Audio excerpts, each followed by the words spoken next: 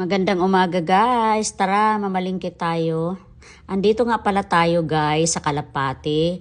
Alam mong nasa Kalapati ka na kapag nakita mo yung malaking estatwa ng Kalapati na parang lumilipad. Sa 17 barangays ng Olongapo, Kalapati lang ang may magandang landmark. Correct me if I'm wrong, no? Ang bumabiyahe nga pala dito guys is yung brown jeep na may white on top. Dalawang jeep kasi ang meron umaakyat dito sa Cabalan, pero yung may puti sa taas ang bumabiyahe ng New Cabalan hanggang checkpoint ng Tipo. Meron dito maliit na palengke or what they call talipapa. Napaaga yata ang punta ko guys at wala pa gaano tao. Usually kasi busy ang kalsada dito at puno ng tao at mga sasakyan.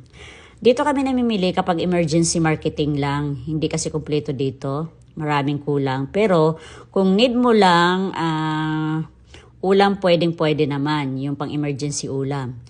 Isdaan dito is galing sa Bataan at yung iba naman is galing ng Subic. Ayun. May bilihan din dito guys ng meat. Baboy lang yata ang meron. Di ko naalala nakabili dito ng baka. Usually kasi pag baka, sa lumang palengke ako namimili or sa mall. Yun.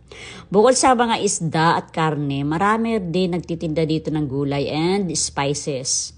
Prutas na medyo may kamahalan, Baguio Beaches at manok. Meron din dito. Ayun. Isa din sa mga gusto ko dito is yung mga root crops na fresh from the farm. Mga tinda ng ating mga katutubong aitas.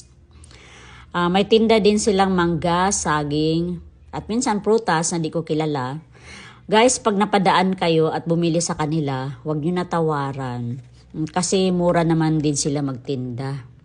Ayun, so bihira din ako na mamalingki dito kasi most of the time sa mall na ako man namimili para isang lakad lang. By the way guys, may mga small groceries din pala dito. Meron ding bake shop kung gusto nyo naman ng mga tinapay at saka cakes. Meron din naman pero hindi nga lang kasing sarap ng mga nasa bayan. Meron ding drugstore. Meron ding dito yung money exchange. May pawn shop din naman. At padalahan ng pera. May mga small groceries din dito. At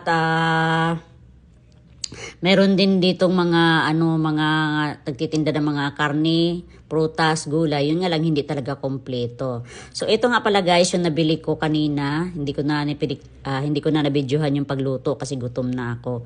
So ayan guys, tara kain na tayo. Seafood yan.